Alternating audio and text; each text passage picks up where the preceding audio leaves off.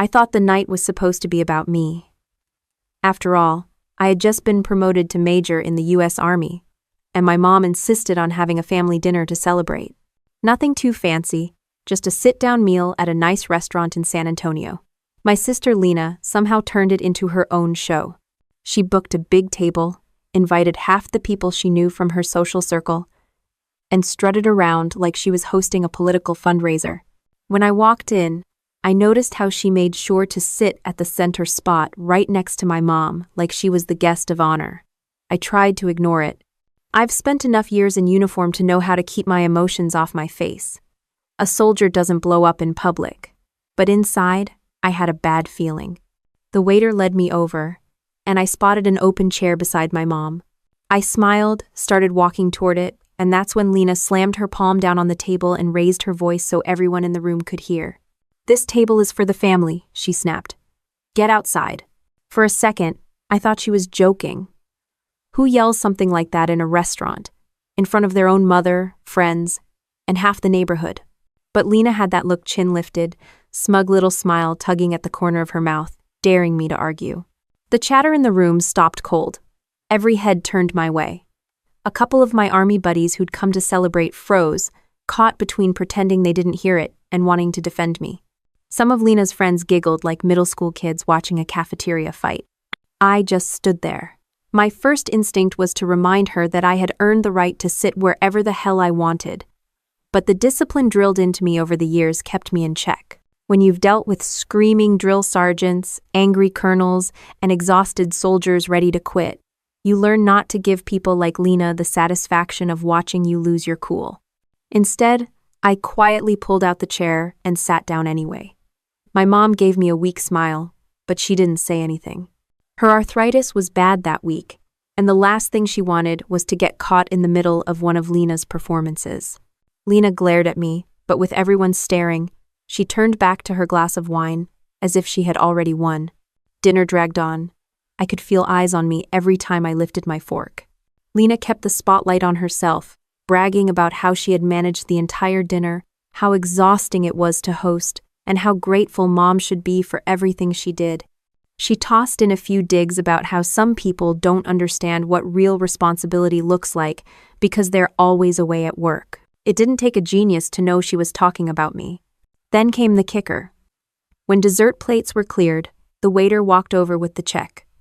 He didn't put it in front of Lena, who had ordered half the bottles of wine on the bill. He didn't put it in front of her boyfriend Eric, who had spent the evening on his phone pretending he was too busy to notice the tension. No, the waiter placed the leather folder right in front of me. $2,000. The table went silent again, and this time I heard a chuckle from someone at Lena's end. "Well, Major, I guess rank has its privileges," one of her friends said, loud enough for everyone to hear. I didn't move right away. I just looked at the bill, then at Lena. She smirked like she had pulled off the perfect ambush. She wanted me humiliated twice in one night, first excluded from the table, then stuck paying for her little show. I didn't give her the reaction she wanted. Without a word, I slid the folder back across the table toward the waiter. He blinked, glanced at me, then at Lena, and for a moment the whole table froze like someone had hit pause. My silence was louder than anything I could have shouted. That was the point when I felt something shift. I wasn't the one being humiliated anymore. Lena thought she'd embarrassed me in front of everyone, but what she really did was expose herself. People who barely knew us now saw her for what she was: loud, controlling, and desperate for attention. I sat back, folded my hands, and let the tension hang in the air. The waiter, clearly uncomfortable, turned and set the bill down right in front of Lena. Her face flushed red, and Eric finally looked up from his phone, realizing he might actually be expected to do something. I didn't need to say a thing. Sometimes silence is sharper than any comeback. The rest of the dinner was stiff, awkward, and painfully quiet. People went back to picking at their food, laughing too hard at small jokes, trying to pretend they hadn't just witnessed a family crack open in public. My army buddies gave me side-eye, the kind that says, "You good?" without words. I gave a small nod.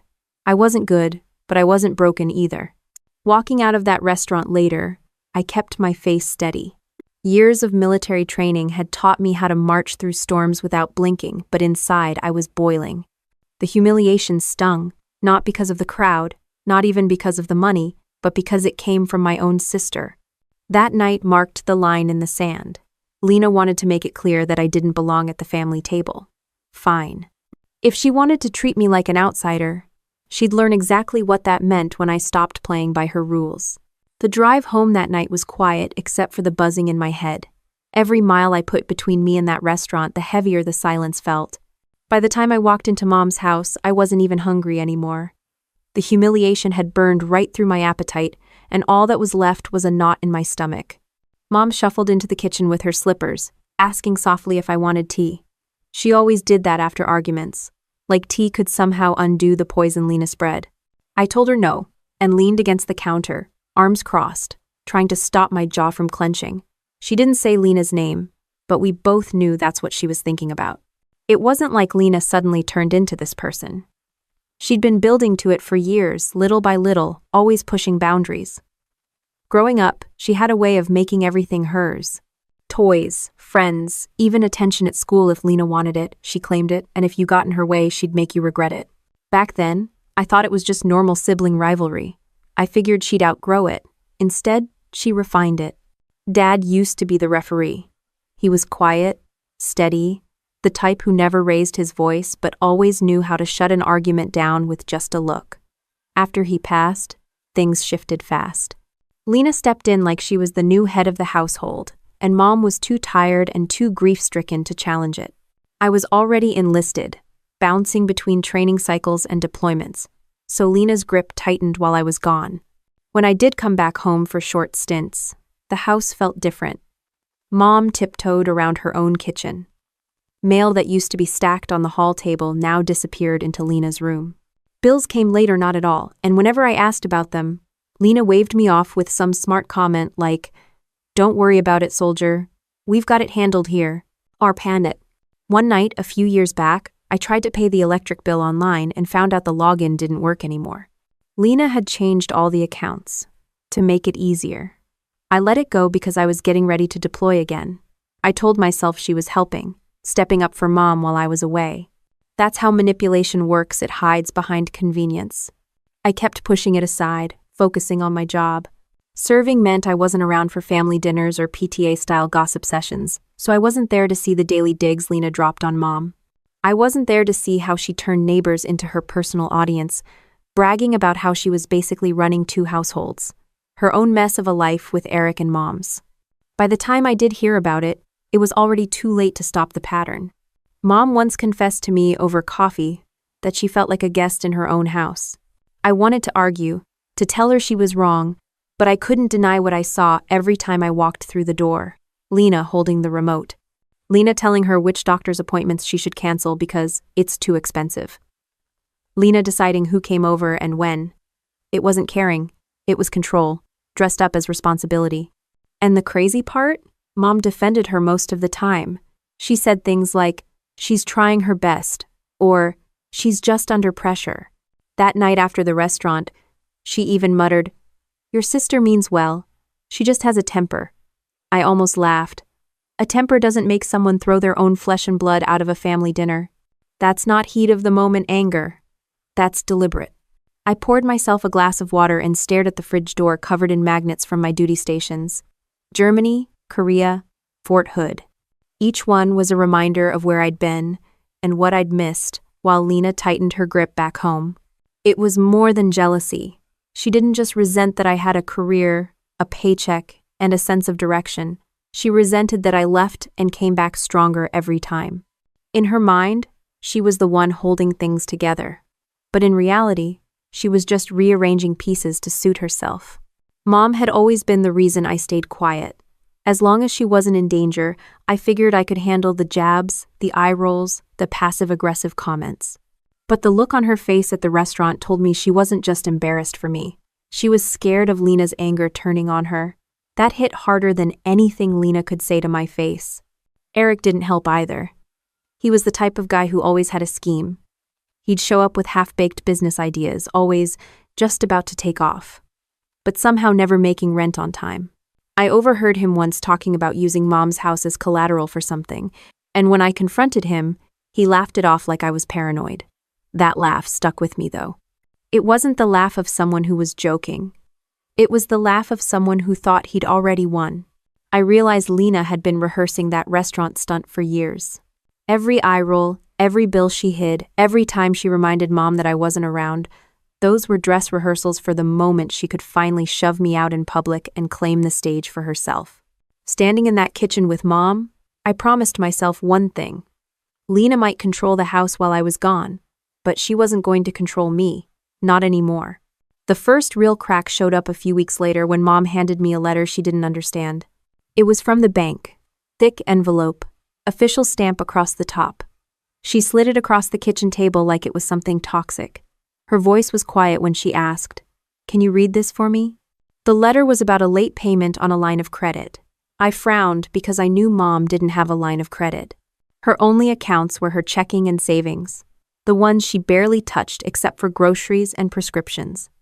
I read it twice to make sure I wasn't misunderstanding. It was clear. Someone had opened a home equity line of credit, a HELOC, using her house as collateral. The balance was already over $100,000. I looked up at her. She was wringing her hands, waiting for me to explain. My first thought was maybe it was a mistake, some kind of paperwork error, but the pit in my stomach told me it wasn't. "Did you sign anything with the bank recently?" I asked. Mom shook her head so fast I knew she was telling the truth. Lena walked in just then, all casual with her coffee mug, like she didn't hear the tension filling the room. She spotted the letter on the table and her smile froze for just a second before she covered it with a sip of coffee. "Oh, that," she said, waving her hand. "I took care of it. No big deal." "No big deal?" I almost laughed. 6 figures tied to Mom's house wasn't exactly pocket change. I asked her how she took care of it, and she launched into a rehearsed spiel about how she had power of attorney, how she used it to restructure finances, so Mom could be more comfortable. She made it sound like she had done everyone a favor. Mom's face went pale, like she only then realized what power of attorney really meant in Lena's hands. I remembered signing the papers with her a couple years ago, back when I was preparing for deployment. It seemed practical at the time. If anything happened to me, Lena could help Mom handle things. I never thought she'd use it to gamble with Mom's house. I didn't explode right there. Military training teaches you how to control your face even when you want to rip the walls down. I kept my voice steady, asked her what she did with the money. She smiled that smug smile she's perfected since childhood and said it was invested. I asked in what.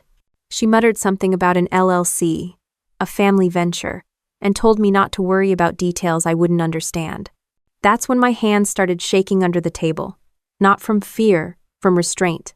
Every instinct in me screamed to call her bluff, to demand receipts, but I knew yelling wouldn't get me the truth.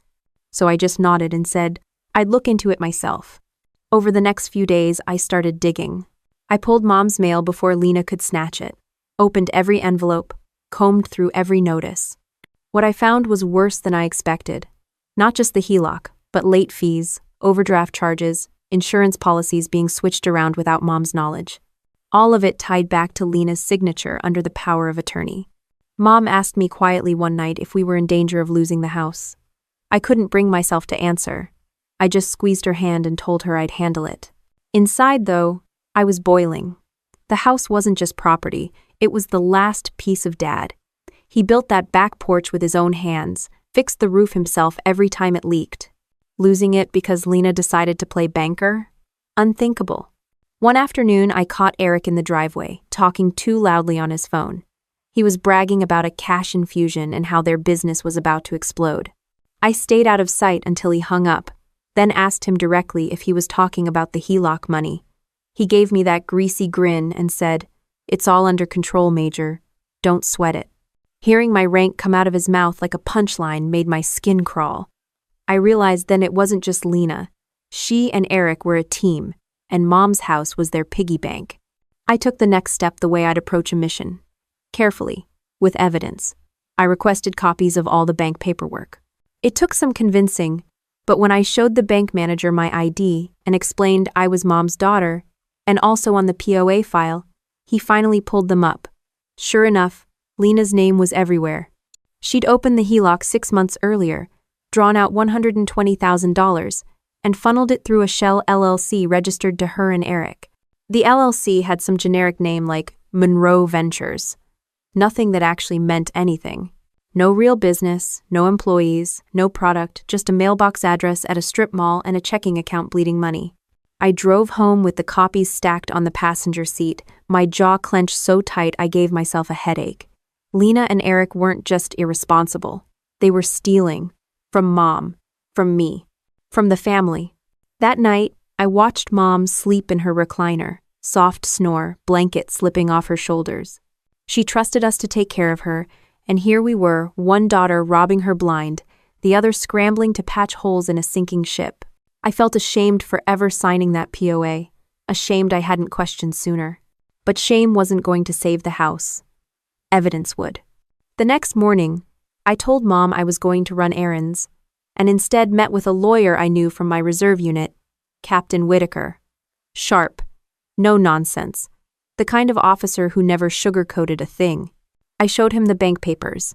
He didn't even blink before saying, "This is elder financial abuse, clear as day." Hearing those words made the situation real in a way it hadn't been before. Abuse. Not bad judgment.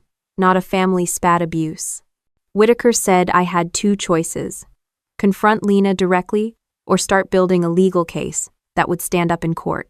He recommended the latter. Quiet investigation, document everything, get witnesses if possible. Walking out of his office, I knew this wasn't just about money anymore. Lena had crossed into criminal territory, and Eric, with his constant business deals, was dragging her deeper. By the time I pulled back into Mom's driveway, Lena's car was already there. I saw her silhouette in the living room window, pacing, phone pressed to her ear. She was probably spinning another one of her stories. For once, though, I didn't feel cornered. I felt focused. I decided to act like I believed Lena's excuses while I moved forward quietly. Pretending to buy her family venture story gave me time to put real pressure where it mattered evidence. That's when I called a private investigator. His name was Samir Patel, a former cop who'd traded night shifts for stakeouts with a camera. He worked out of a cramped office above a pawn shop, the kind of place you'd never notice unless you were looking for it. Samir had seen his share of family messes, but once I laid the paperwork on his desk, his eyebrows shot up. "This isn't sloppy bookkeeping," he said, flipping through the copies of the HELOC withdrawal slips. "This is structured. She's funneling money through an LLC, and that's intentional." I explained the power of attorney, the fact that Lena had legal access. He nodded slowly. Legal access doesn't mean moral or smart. What she's doing fits the pattern of elder financial abuse. You'll need more than paperwork. You'll need to show intent. So we set up a plan. Samir would track where the money went, follow Lena and Eric when they made their so-called business runs, and gather photographic proof. I didn't like spying on my own sister, but the thought of losing Mom's house made my stomach churn harder than any sense of family loyalty. The first week of surveillance didn't take long to pay off. Samir called me late one night, his voice steady but urgent. "I got them," he said. "Your sister and her boyfriend just walked out of a bank downtown. They wired 20 grand to an offshore account." He sent photos straight to my phone. Lena in a blazer she definitely couldn't afford. Eric holding paperwork, both looking smug. Seeing those photos made my hands shake again. Not with restraint this time, but with pure anger. It wasn't just carelessness, they were laundering money like professionals. Samir kept digging. Within days, he traced the LLC to nothing more than a rented mailbox and a bank account that bled money into Eric's personal expenses, casino charges, car payments, and dinners at restaurants Mom hadn't stepped foot in since Dad died. Each receipt was another nail in the coffin of Lena's family venture. Meanwhile, I kept up the act at home. Lena bragged about how she was building something big, and how one day I'd thank her for securing our future. I bit my tongue and nodded, memorizing every word, every slip she made about investors or capital. Mom just looked confused most of the time, asking me quietly if everything was okay. I told her I had it under control, though inside I was counting the days before Lena did something irreversible. Then came the moment that sealed it. Samir called with a recording. In our state, one-party consent meant I could legally record conversations as long as one person knew. He'd managed to catch Lena and Eric talking outside a bar. On the tape, Lena laughed about how easy it had been to use Mom's trust to get the bank loan. Eric joked that Mom would be in a nursing home before she ever figured it out. I listened to that recording 3 times, jaw locked. Hearing my own sister laugh about throwing Mom into a nursing home like she was disposable, it lit something in me I couldn't turn off. Samir didn't stop there. He pulled property records and found out they'd tried to use Mom's credit to secure a lease on a second house for investment purposes. The application was denied, but the attempt was in black and white. It was clear. Lena and Eric weren't dabbling. They were actively scheming, and Mom was their golden goose. I went back to Captain Whitaker with the new evidence. He skimmed the file, eyes narrowing. This isn't just bad behavior anymore. This is fraud. Abuse of POA. Possible wire fraud depending on how far the money traveled. His advice was the same. Build everything piece by piece, airtight. Courts don't deal in emotions, they deal in proof. I felt like I was living 2 lives by day. The dutiful daughter eating dinner with Mom and nodding at Lena's fake smiles. And by night, the soldier collecting intel, prepping for a confrontation that would hit harder than anything I'd faced in uniform. But even with all the evidence, one thing kept nagging me. Lena was clever enough to know when lines were being crossed. Why risk leaving so many trails? The answer came when Samir dug deeper into Eric.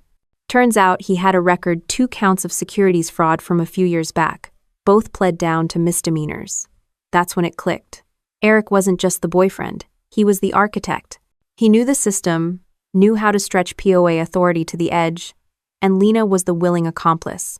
The worst part was knowing Mom had no idea. She still saw Lena as the responsible one, the daughter who helped with the bills while I was away serving. If I dropped the bomb without airtight proof, Lena would twist it, spin the story until Mom doubted me. I'd seen her do it before, make herself the victim, paint me as the bossy soldier who didn't understand how hard real life was. Samir suggested we go a step further, document Lena's interactions with Mom. If she pressures your mom, even casually, it shows a pattern, he said. So we placed a discreet camera in the living room, angled at the couch where Lena usually cornered Mom with important papers. It didn't take long.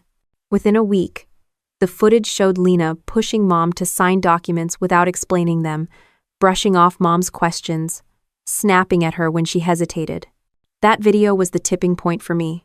Watching Mom shrink back while Lena shoved papers under her nose was worse than seeing any bank record. It wasn't just financial anymore, it was personal, emotional. She wasn't just stealing money, she was stripping Mom of dignity. I spent that night in the garage, pacing between the boxes of Dad's old tools, clenching and unclenching my fists. Every mission I'd ever run had rules of engagement, but this wasn't a battlefield with clear lines. This was family. And family doesn't get an easy set of rules. The next morning, Lena strutted into the kitchen, acting like nothing was wrong, talking about some business dinner she and Eric had lined up. I poured my coffee, nodded, and said nothing. Inside, though, the plan was already taking shape. I wasn't going to let Mom lose everything Dad built, and I wasn't going to let Lena and Eric laugh their way to the bank with money that didn't belong to them. The first hint that Lena sensed I was onto her came one Saturday afternoon when I stopped by Mom's to drop off groceries. As soon as I walked in, I noticed 2 of our cousins, Mark and Jenny, sitting in the living room. They looked uncomfortable, cups of untouched coffee in their hands. Lena was standing like a ringmaster in the middle of the room, telling some dramatic story. The second she spotted me, her tone shifted, but the tension hung in the air like smoke. Jenny gave me a tight smile. Mark avoided my eyes. Mom sat in her recliner, lips pressed together, clearly stuck in the crossfire. I asked what was going on, and Lena jumped in before anyone else could answer. "Oh, just filling them in," she said sweetly. "They were worried about Mom, so I explained how you've been trying to take control of everything." I froze. "Come again?"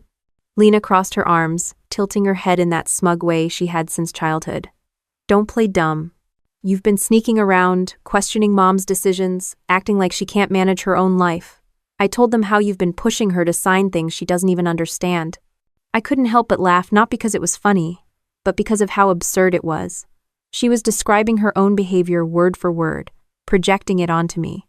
And of course, she did it in front of family, so I'd look defensive if I denied it. Classic Lena. Mark finally looked at me and muttered, She made it sound like you're planning to put Aunt Ellen in a nursing home. That hit me square in the chest. The same nursing home threat she'd laughed about with Eric was now twisted around and pinned on me. I set the grocery bags down carefully, keeping my voice calm. That's not true. You know me better than that. But Lena pounced before my words could land. See? She's always so controlling.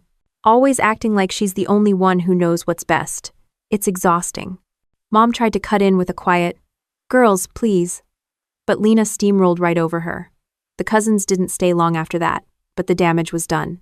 I saw the doubt flicker in their faces as they left. That was Lena's real power, not just stealing money, but stealing trust. She knew if she could isolate me, make me look like the unstable one, then any evidence I gathered would be tainted by suspicion.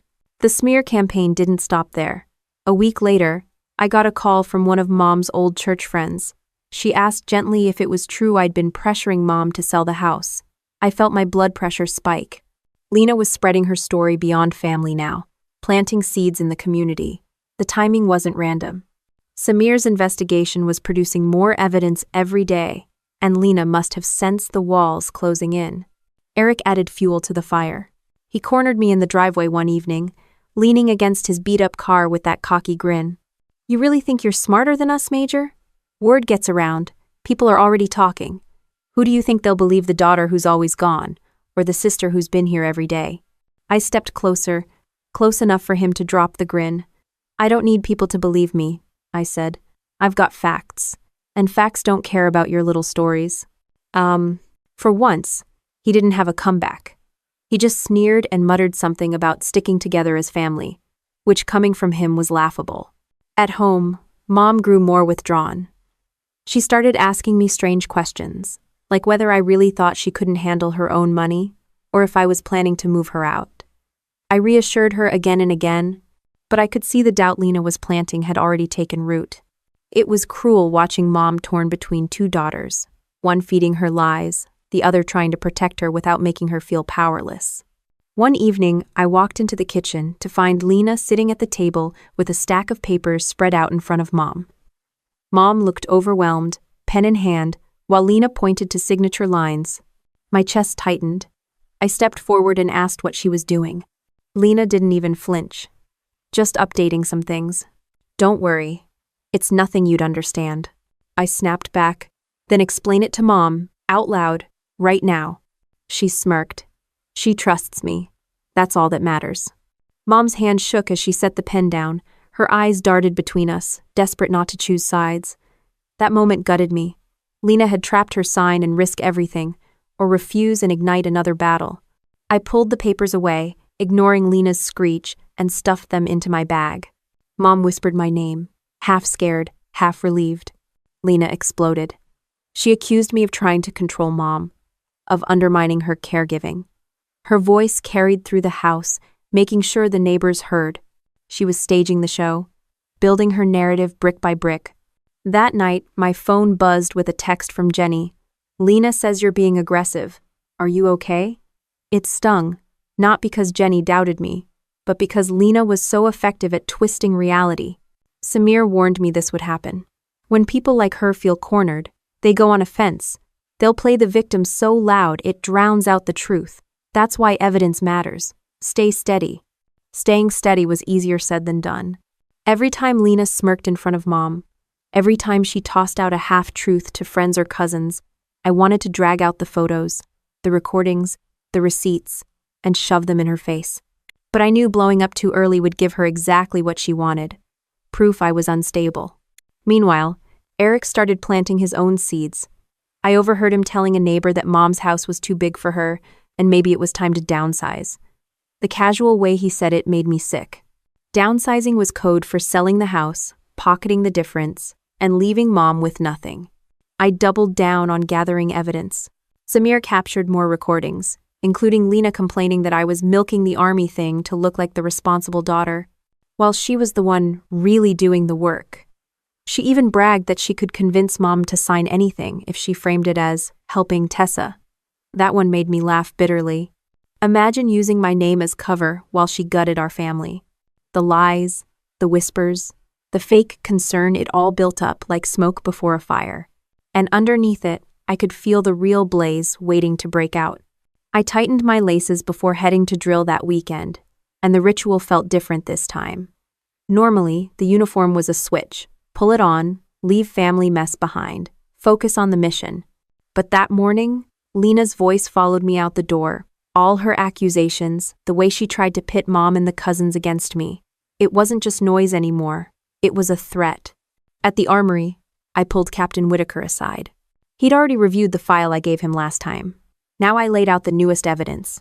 Samir's photos, the recordings, the stack of papers Lena shoved under Mom's nose. Whitaker listened without interrupting, the way good officers do.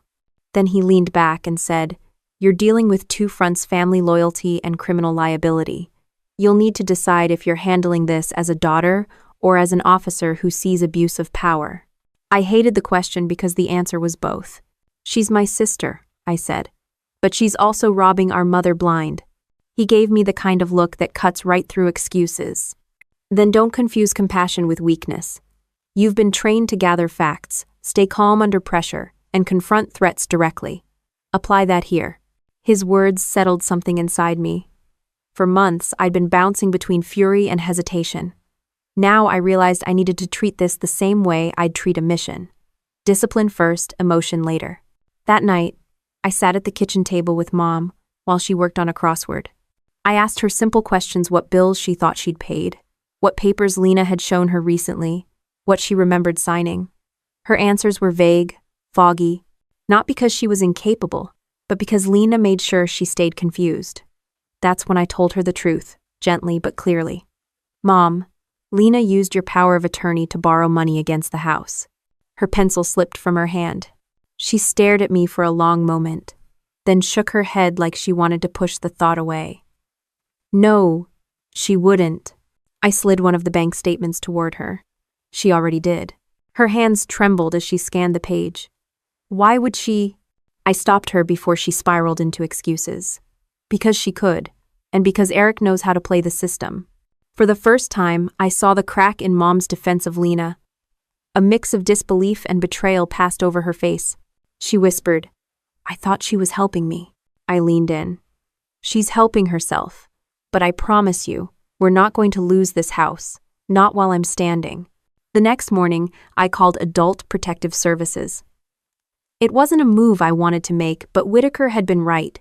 This wasn't just sibling drama, it was elder abuse. The investigator I spoke with listened carefully as I explained. She asked for documentation, and I faxed over copies of everything: bank statements, recordings, even screenshots of Eric's LLC filings. Within days, APS scheduled an official interview with Mom. When Lena found out, she exploded. She cornered me in the driveway, voice shrill, calling me a traitor for dragging the government into family business. I didn't flinch. I just said, "If you wanted to keep the government out, you shouldn't have stolen from your own mother." End quote. She screamed that I was trying to ruin her life. I almost laughed at the irony. She'd done a fine job of that herself. The confrontation shook Mom badly, though. She cried that night, not because of the investigation, but because her daughters were at war. I sat beside her, holding her hand, reminding her this wasn't about sides. "It's about truth," I said, "and truth doesn't pick favorites." Meanwhile, Eric tried a new tactic. He sent me a text that read, "We can work something out. No need to blow this up." I didn't reply. A second text came. "Think about your career. Army doesn't like scandals." That one made my blood run cold. He wasn't just scheming for money anymore, he was threatening my livelihood. I showed the messages to Whitaker, who told me to document everything and keep my chain of command in the loop if it escalated. Military life teaches you to guard your reputation as carefully as your weapon. I wasn't going to let Eric's slime trail touch mine. Samir added another piece to the puzzle. He traced withdrawals from the HELOC directly to casino markers in Eric's name. So not only were they draining Mom's equity, they were gambling it away. I stared at the receipts, thinking of Dad's hands sanding the porch rail, every nail he hammered into that house. They'd turned his work into poker chips. Still, I kept my cool in front of them. When Lena bragged at Sunday dinner about her business growing, I smiled and asked what their profit margin was. She stammered. Eric jumped in with some nonsense about early-stage investments. I pretended to be impressed while mentally filing away every detail for the case. The balance was hard being daughter, soldier, investigator all at once. But discipline kept me steady. I woke up each morning, laced my boots, and reminded myself, facts over feelings. Lena thrived on chaos, but I thrived on order, and order was exactly what would bring her down. I didn't tell Mom everything. I spared her the worst of the details Eric's record, the offshore accounts, the casino trips. She didn't need that weight. What she needed was assurance, and I gave it to her every day. You're not losing your home. Not to them. One evening after drill, I stopped by Whitaker's office again. He spread all the evidence out across his desk, lining it up like pieces of a battle map. You've got more than enough to prove abuse, he said. Next step is timing. You want to make the confrontation public enough that she can't spin it, but safe enough that your mom doesn't collapse under the pressure. I nodded, already picturing the opportunity. Lena loved attention. She thrived on being the star at family gatherings. If there was ever a moment to pull the mask off, it would be then. As I left his office, I realized something had shifted in me. For months, I'd been reacting, dodging Lena's lies, patching holes she left behind. Now, I was planning. Discipline had replaced fury. Strategy had replaced panic. I was no longer just the sister fighting back. I was the soldier leading the operation. I couldn't shake the feeling that Eric was the one pulling the strings. Lena had always been manipulative, but she didn't have the brains for shell companies, offshore accounts, or wire transfers. That kind of operation needed someone who'd already danced close to the law. And Eric fit that role a little too perfectly. Samir called me one evening with a new update. Your sister's boyfriend is dirty, he said flatly. I pulled court records out of Nevada. 2 counts of securities fraud from 2016. He pled down, but he lost his license to ever work in finance again. Then, I gripped the phone tighter. So he was banned from finance, and now he's managing an LLC? Samir chuckled bitterly. Managing is a nice word. He's laundering your mom's money through that LLC. And he's smart enough to keep Lena's name front and center, so if the whole thing blows up, she takes the first hit. Hearing that stung, not because I wanted to protect Lena, but because I could see exactly how Eric used her. She thought they were partners. In reality, she was his shield. Later that week, I spotted Eric's car outside the house when I came by after drill. He was on the porch, leaning against the railing like he owned the place. When I stepped out of my truck, he smirked. Busy day, Major? He asked, dragging out the rank like it was a joke. I didn't answer. I just walked past him, but he wasn't done. Funny thing, he said, loud enough for the neighbors to hear. Word is, you've got a temper problem. Dangerous mix with military folks. People might start wondering if you're stable. I froze mid-step. That was his play. If they couldn't bury me with lies about Mom, they'd smear me personally, drag my career into it. I turned slowly. Careful, Eric, I said. You're not the first punk who thought threats made him look powerful. They just make you look desperate. His grin faltered for a second before snapping back. We'll see who's desperate when this all shakes out. Inside, Mom was anxious, wringing her hands. He said the neighbors think you're trying to get me put away, she whispered. My chest tightened. Eric was poisoning every circle we had, drip by drip. That night, I asked Samir to dig deeper, not just financials, but associates, addresses, everything. 2 days later, he handed me a folder thick enough to choke on. Inside were property records, old arrest reports, even a bankruptcy tied to a scam business Eric ran in Arizona. Buried in the stack was something worse. A restraining order filed by a former girlfriend who accused him of intimidation and threats. I read every page twice, my jaw locked. This wasn't just sleazy business. Eric was dangerous. Meanwhile, Lena was doubling down. She started showing up at family gatherings I wasn't even at, spinning her version of the story to anyone who'd listen. According to her, I was jealous of her success, paranoid about Eric, and trying to tear the family apart because I couldn't stand not being in control. It was a perfect script, half-truths wrapped in emotional language, delivered with crocodile tears. One evening, Mom's neighbor stopped me as I was unloading groceries. She lowered her voice and said, Honey, your sister told me you were trying to sell your mom's house out from under her. Is that true? I almost dropped the milk. The lie wasn't just spreading, it was becoming the narrative. I forced myself to smile and said calmly, No, that's not true. I'm the one keeping the house safe. But inside, the anger was boiling. Samir gave me another bombshell a week later. They tried to spearfish your TSP account. I blinked. My what? Your thrift savings plan, retirement. Someone sent a spoof email pretending to be TSP support, asking for login credentials. They timed it right after a drill weekend, probably thinking you'd be too busy to notice. I felt the blood drain from my face. You're saying Eric tried to hack my military retirement? Samir didn't hesitate. The timing, the IP address, the fact that it was routed through one of his known addresses, it all points to him. I sat back in my chair, staring at the ceiling. They weren't satisfied draining Mom. They wanted me too. When I told Whitaker, he was stone-faced. That's federal. If you can tie it back to him, that's not family drama anymore, that's prison time. I realized then that Eric's arrogance wasn't just greed. He thought he was untouchable. He thought Lena's family shield, plus his manipulative charm, would keep the law at bay. At home, I started locking my bedroom door again, something I hadn't done since high school. Mom noticed, and it broke my heart when she asked if I was afraid of my own sister. I didn't answer. The truth would only make her cry harder. Meanwhile, Eric tried to cozy up to Mom, acting like the dutiful boyfriend. He'd show up with groceries, mow the lawn, even fix a leaky faucet. But Samir's photos told the truth. An hour after helping, Eric was at the casino, blowing money that didn't belong to him. The manipulation was constant, suffocating. Lena played the loyal daughter, Eric played the supportive partner, and together they painted me as the villain. But every smear, every lie, every failed phishing attempt only made me more determined.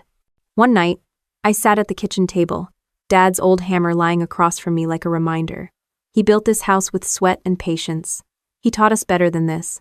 I whispered to myself, not one more dollar, not one more signature, not one more lie.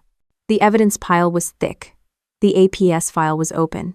And Eric's past, ugly and undeniable, was finally on the record. He wasn't just a shady boyfriend anymore, he was a threat to everything my family had left. I started spending late nights at the dining room table, spreading papers across the surface like maps before a battle.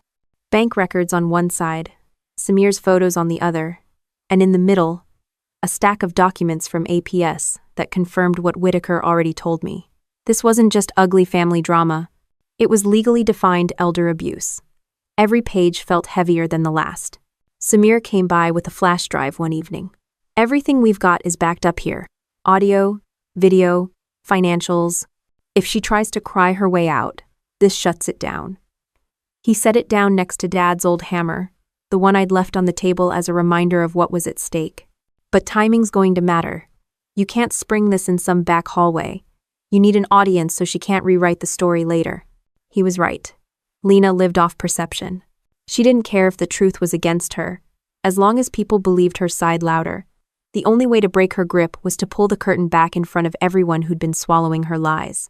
That's when the idea formed, the memorial dinner for Dad. Every year we gathered at the house to honor him, extended family, neighbors, even some of Dad's old buddies from the plant.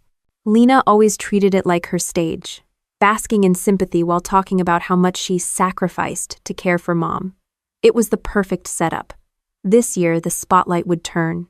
I looped in Whitaker and a civilian attorney named Judith Park, someone he trusted for cases involving POA abuse. Judith looked over the file and gave a tight nod. It's clean.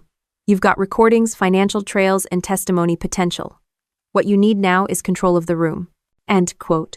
Control of the room, I knew that phrase well. It was the same principle as leading a briefing.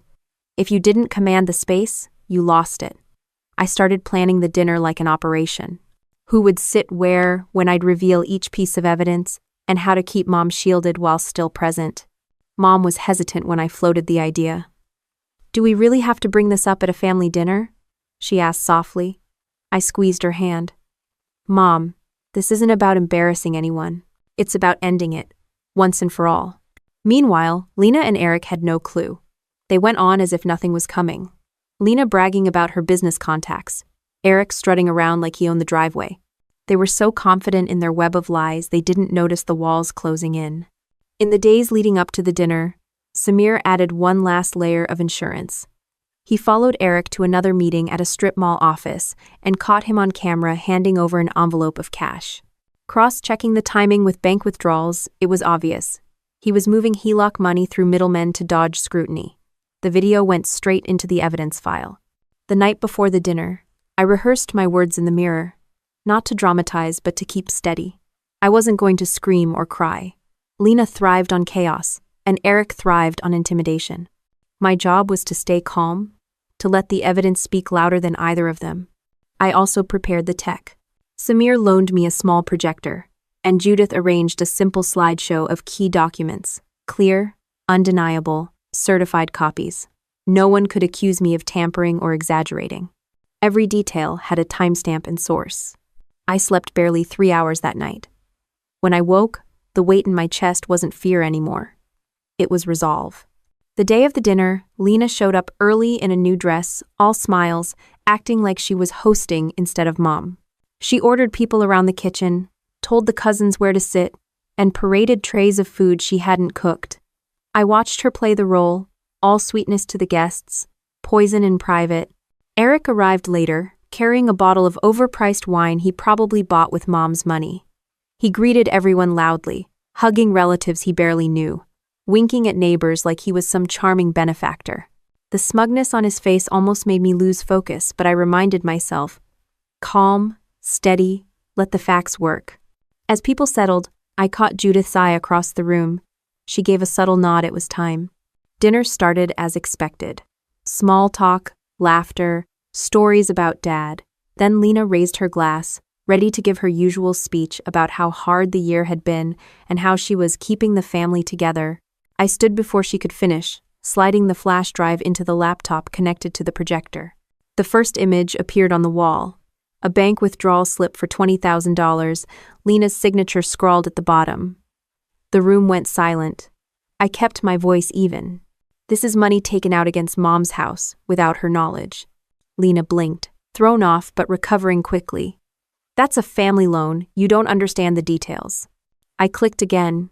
A photo of her and Eric leaving the bank, time-stamped to the same day. A murmur spread through the room. This, I said, is what those details look like. Her smile cracked. Eric shifted in his chair, jaw tightening. I didn't stop. The next slide showed the LLC registration, their names side by side, no employees, no revenue. Then the casino receipts, the wire transfers, the offshore account numbers. Each click of the mouse was another nail. And with every nail, Lena's voice shrank. When I finally played the audio clip, Lena laughing about Mom ending up in a nursing home, the silence was suffocating. Even the neighbors, who'd been buying her stories for months, looked horrified. Mom's eyes filled with tears, but she held my hand tight. Eric tried to bark back. This doesn't prove anything. Anyone can make fake recordings. Judith stood then, calm as stone. Certified copies, chain of custody intact, and admissible in court. The room turned on him instantly. People he'd been charming for years now stared at him, like the fraud he was. I looked straight at Lena. You've been telling everyone I'm trying to take Mom's freedom. The truth is, you've been stripping it from her every day, one signature at a time. Her mouth opened, but no words came out. For once, Lena had no script. The room was so quiet I could hear the hum of the refrigerator from the kitchen. All the chatter, all the laughter that had filled the house minutes earlier was gone. Eyes darted between the projector screen, Lena's frozen smile, and Eric's clenched jaw. I let the silence sit before speaking again. This isn't a misunderstanding. It isn't a family loan. It's theft. It's manipulation. And it's abuse. Lena shot up from her chair, her wine glass trembling in her hand. How dare you humiliate me like this in front of everyone? You think you're some kind of hero because you wear a uniform? You don't even live here. You have no idea what it takes to keep this family running. Her voice cracked halfway through, the mask slipping. A few cousins flinched at the outburst. Mom just stared at her, tears still wet on her cheeks. I didn't raise my voice. Keeping a family running doesn't involve wiring money to casinos or plotting nursing homes for your own mother. Eric slammed his palm against the table. This is slander? None of this would hold up in court. Judith, seated calmly near the end of the table, leaned forward. On the contrary, it already does. Certified documents, video surveillance, audio recordings. It's airtight. If you'd like to test it in court, I'll be filing tomorrow morning." A murmur rippled through the room. The neighbors whispered to each other. Some of the cousins nodded quietly, as if puzzle pieces were finally falling into place. Lena tried one last angle. She dropped into a chair and covered her face with her hands, shaking her shoulders in mock sobs. "All I ever did was try to help. Tessa has always hated me, and now she's destroying me in front of my family." Mom's voice, soft but firm, cut through the performance. "Stop it, Lena." Everyone turned to her. She wiped her eyes and looked directly at her oldest daughter. "I believed you. For years I believed every word. But no more." Lena's sobs stalled instantly. She peeked through her fingers, shocked that Mom hadn't played along. I pressed the point. "This isn't about me versus you. This is about Mom's safety, her home, her dignity. And you threw all of that away for greed." Eric stood, knocking his chair back, trying to redirect. "This family doesn't understand business. You're all stuck in the past. We were building something bigger than this crumbling house." Judith clicked the projector once more. The screen filled with the video of Eric sliding cash across a table at the strip mall office. The timestamp matched a withdrawal from the HELOC. Gasps filled the room. "This," Judith said sharply, "is money stolen from Ellen Monroe's home equity being laundered through a shell operation. You can call it business if you want. The law calls it fraud." Eric's face drained of color. His mouth opened, but nothing came out. I stepped closer to the table, my boots echoing on the hardwood. "For months, you both tried to paint me as paranoid, jealous, controlling. You spread lies to our family, to our neighbors, even to Mom. But here's the truth. You abused a legal document, you drained bank accounts, and you gambled away our father's legacy, and now everyone can see it." The projector light flickered across Lena's face, highlighting the panic that no amount of fake tears could hide. Cousin Jenny finally spoke up. "Lena, you told us Tessa wanted to force Aunt Ellen into a nursing home. But that was you." Her voice broke, but she didn't look away. "You lied to all of us." Lena sputtered. "You don't understand." "No," Jenny cut her off. "We understand perfectly now." The shift in the room was palpable. People who had walked in ready to believe Lena were now leaning away from her, their sympathy gone. Eric tried one last desperate move. He pointed at me, voice shaking. "She set us up. The army trained her to do this. Surveillance, spying, manipulation, it's second nature for her." That almost made me laugh. The army trained me to protect people, to stand up to bullies, and tonight, that training finally came in handy. The crowd wasn't buying his excuses. Neighbors whispered words like disgusting and criminal. Even Mark, who had seemed doubtful before, stood and shook his head at Lena. "Dad trusted you with this house. You dishonored all of it. I calls it." The weight of the truth finally cracked the performance. Lena dropped her act completely, rage twisting her face. She jabbed a finger at me. "You think you've won? You think this makes you better? You'll regret this, Tessa. You don't know what you've started." I didn't flinch. "What I started was stopping you." The room fell quiet again. But this time, it was different. It wasn't shock, it was clarity. Mom rose slowly from her chair, gripping the table for balance. She looked first at me, then at Lena. Her voice was steady. "I want the power of attorney revoked. Effective immediately." Judith nodded. "That can be arranged, Mrs. Monroe." Lena's eyes went wide. For the first time, she realized she'd lost control completely. I placed the flash drive back in my pocket and shut the laptop. The evidence had done its job. For years, Lena had controlled the narrative. But tonight, the story belonged to the truth. The fallout began almost immediately after that dinner. Once the projector went dark and people began filing out of the house, whispers turned into phone calls, and phone calls turned into formal complaints. Neighbors who had once smiled politely at Lena now avoided her altogether. Cousins who used to parrot her stories started texting me, apologizing for believing her. The lies collapsed faster than I expected. Judith wasted no time. The next morning, she filed the petition to revoke the power of attorney in county court.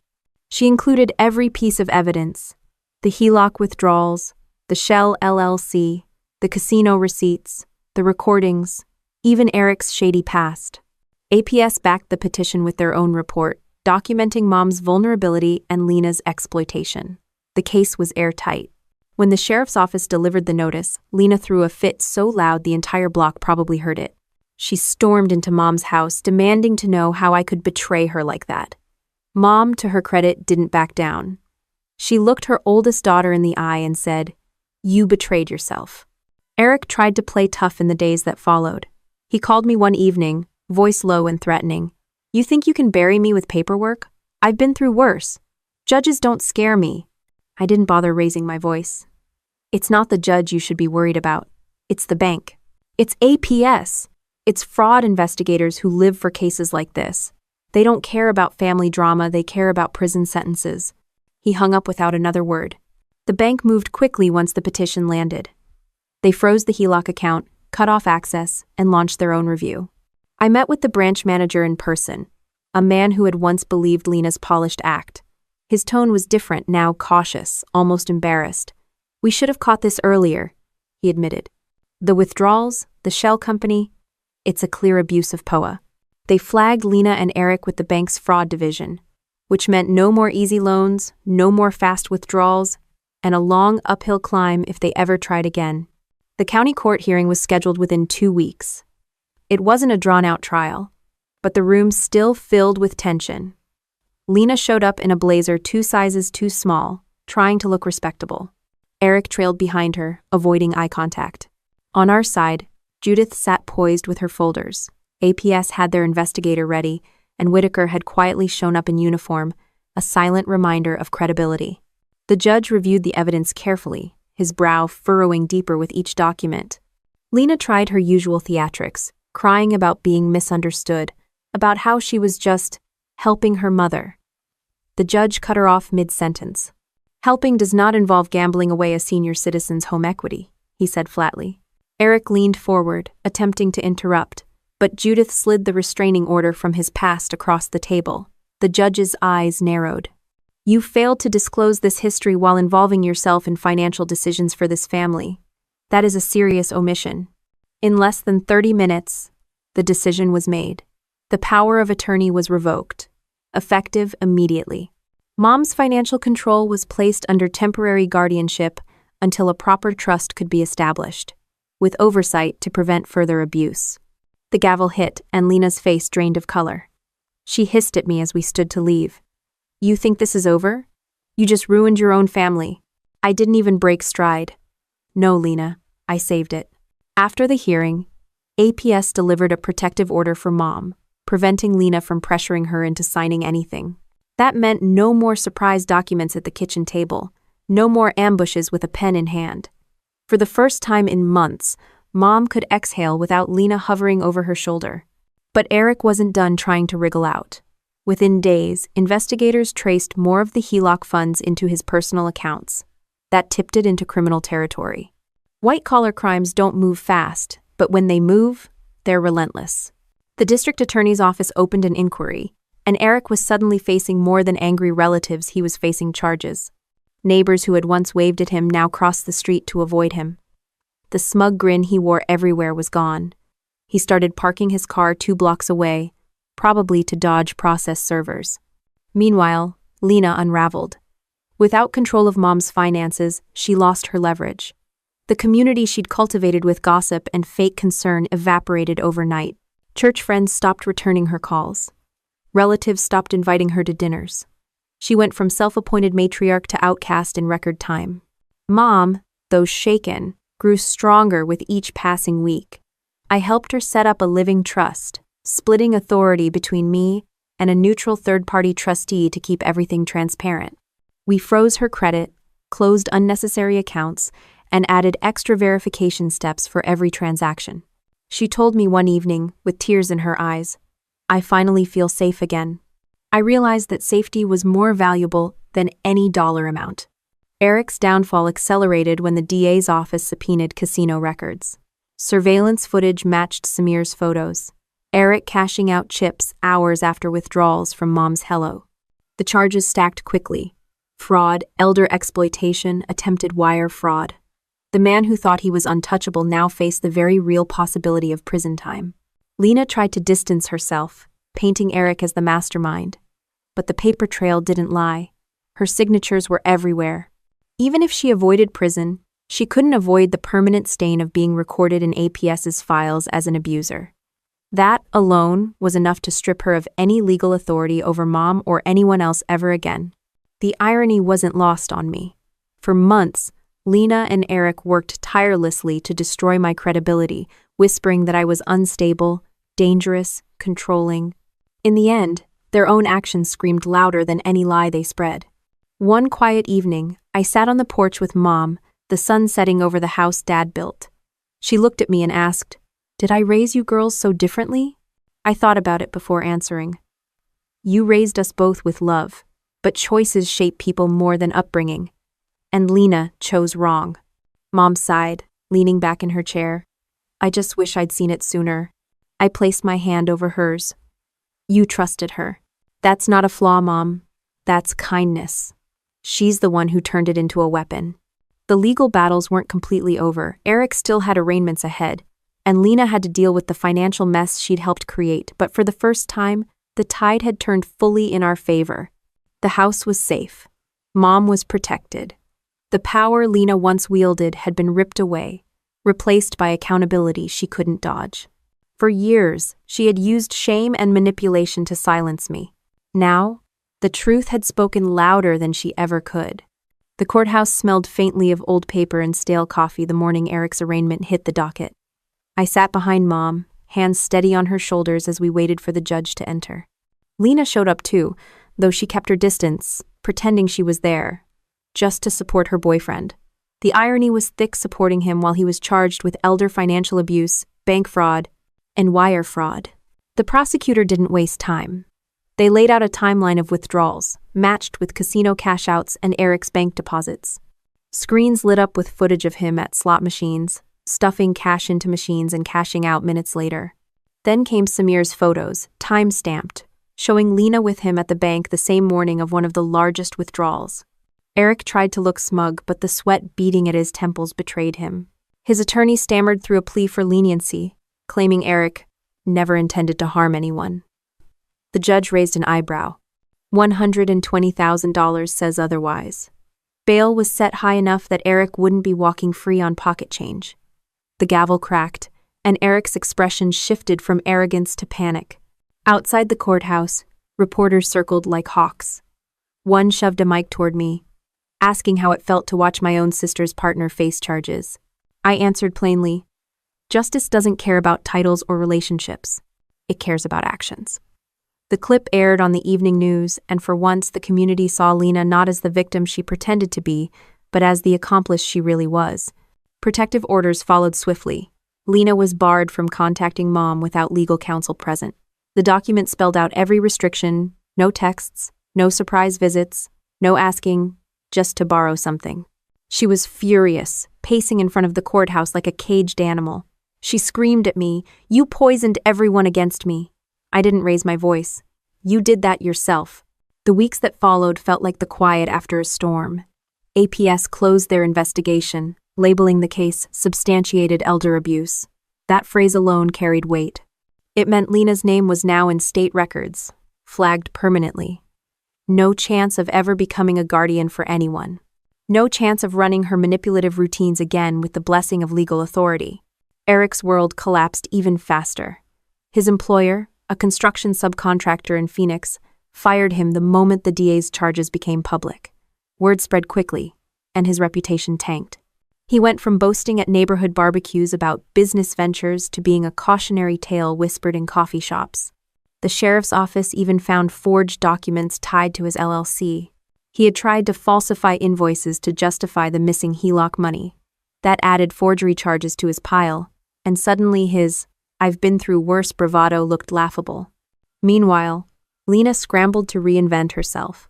She tried to gather sympathy at church, painting herself as the sister caught in the middle of a vendetta. But parishioners weren't buying it. Too many had seen her explode at me in public. Too many knew about the protective order, and too many had watched the evening news coverage. She was no longer a queen bee, she was radioactive.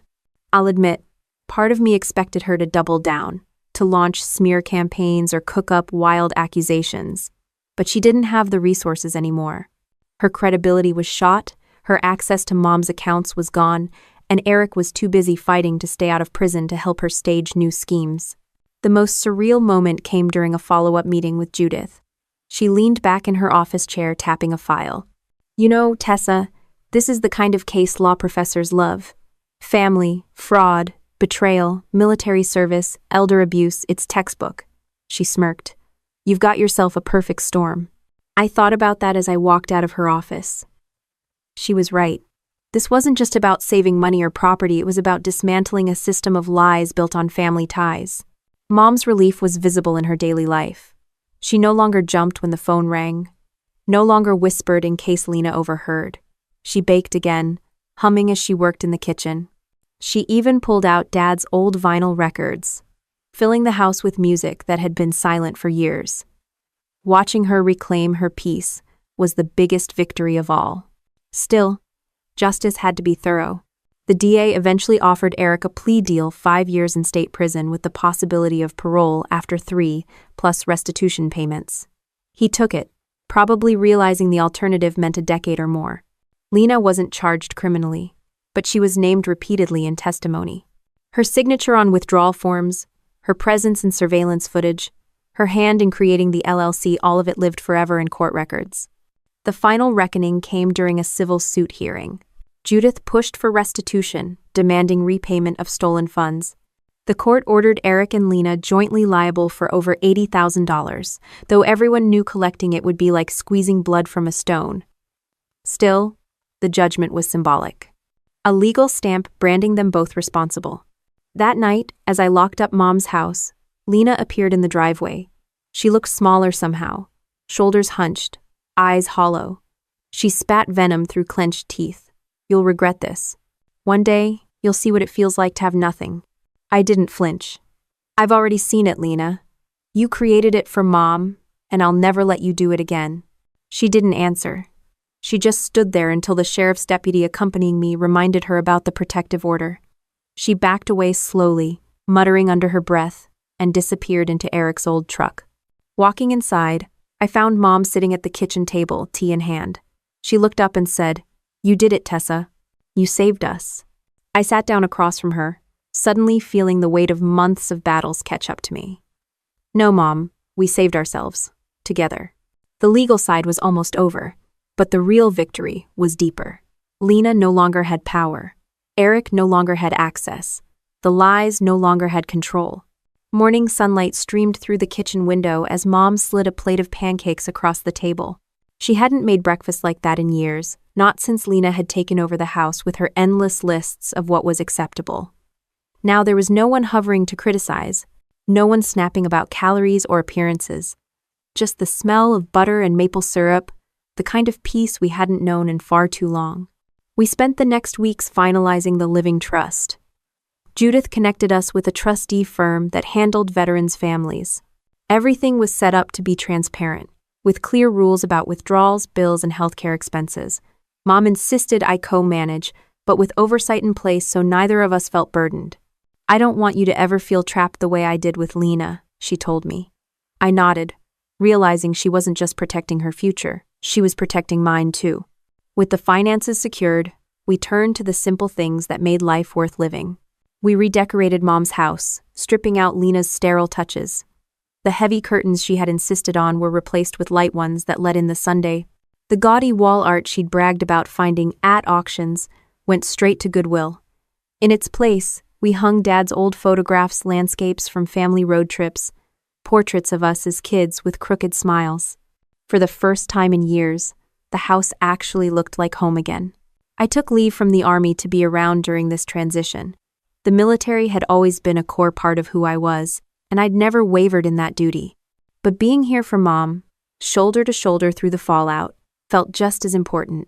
Whitaker checked in occasionally, reminding me that integrity didn't only belong in uniform, it was how we carried ourselves everywhere.